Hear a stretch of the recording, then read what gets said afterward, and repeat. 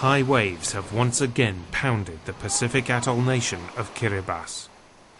This time it's a king tide with waves measuring nearly 3 meters high. The floodwaters have forced some villagers to run for higher ground.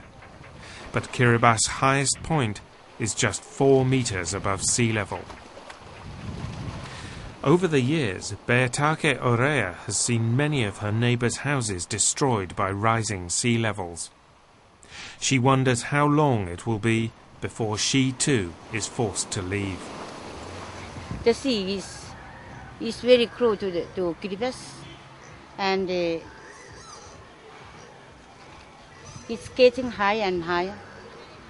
I'm afraid of the future. I don't know what will happen to Kiribati. Recent high tides have threatened to destroy causeways linking low-lying atolls, as well as flooding the capital, Tarawa. The constant flooding contaminates much of the nation's freshwater reserves, vital for the islanders' survival. Salt water seeps into the soil, making it increasingly difficult to grow crops.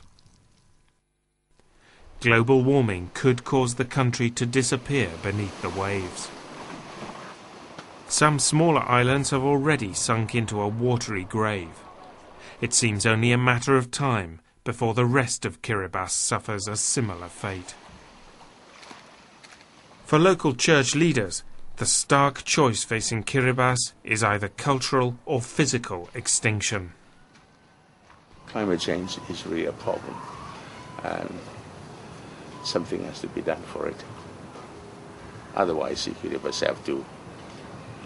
The only strategy I found that Kiribati is can survive. I mean, to survive the climate change problem is either to go somewhere, which means also a problem because they have to be uprooted from their culture, identity, and whatever. But or else they have to stay and die here.